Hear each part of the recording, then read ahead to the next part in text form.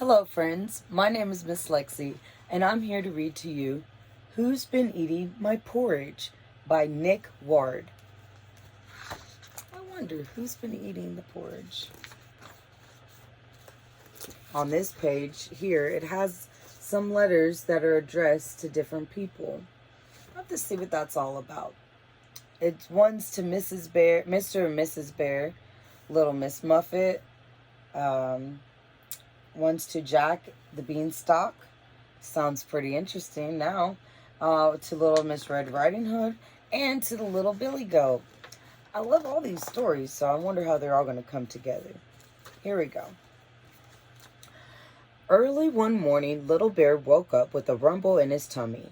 He crept downstairs as quietly as he could, but when he got to the kitchen, the porridge pot was nowhere to be seen. That was strange, said Little Bear. Mama always leaves it ready for breakfast. Just then, there was a knock at the door. Little Bear lifted the latch, and there stood, there's a knock right here, Little Billy Goat Gruff. Quick, let's run, bleated Billy. It can't have gone far. What do you mean? Asked Little Bear. The porridge monster, cried Billy. Look! And he pointed to huge porridgey footsteps leading out the door. It's taken our porridge pot too, exclaimed Billy. Come on. I wonder what could be happening. So Little Bear and Billy set off to find their porridge. They had not gone far when they met Little Miss Muffet. Have you seen our porridge? Asked the two friends. The porridge monster took it. No, but you could share my curds and whey, said Little Miss Muffet. Little Bear's tummy grumbled. Yes, please, he said, just as... Kerthump, a big, hairy spider jumped into Little Miss Muffet's bowl. Eek! Cried everyone, and they all ran over the hills and down the lane until they came to... And now here, look, this spider here says, yummy breakfast. Oh. It came to Jack's house. Have you seen our porridge? Asked Little Bear and Billy. That big, hairy porridge monster took it. No, but you can have some beans, said Jack. Little Bear's tummy rumbled. Well, he began when... Thump, thump, thump. Look at that big foot. An enormous boot appeared out of the top of the beanstalk. It's the giant, yelped Jack.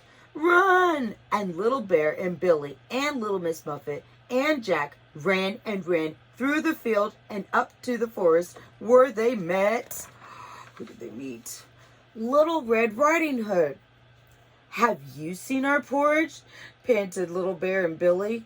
The giant, hairy porridge monster took it. No, said Little Red Riding Hood.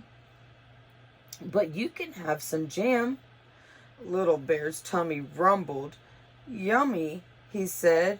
But then, oh! A terrible howling came from deep within the forest. It's the big, bad wolf, cried Little Red Riding Hood. Run! And off they ran through the forest and down to the stream and straight into the three bears who were coming home from holiday. Have you seen our porridge? Gasped Little Bear. And Billy, the giant, hairy, howling porridge monster, took it. No, but you're welcome to join us for breakfast, dears, said Mother Bear. Little Bear's tummy grumbled. Thanks, he said, when suddenly... Look, cried Billy. The footsteps are back. Said Father Bear.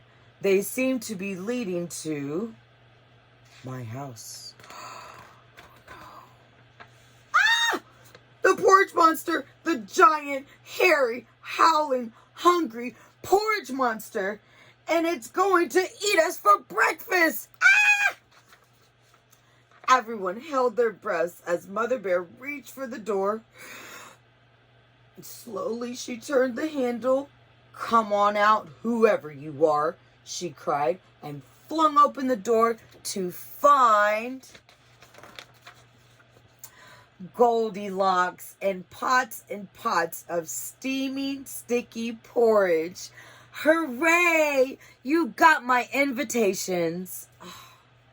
Breakfast at last. "Yummy!" everyone cried. "It's a porridge party," and a monstrous portions of porridge were eaten until no one could eat any more. What a great story. That was the end. I want you to see the back of this. Go ahead and set it down because it's funny how that last page can be tricky. But on the back, all the invitations that had been around the book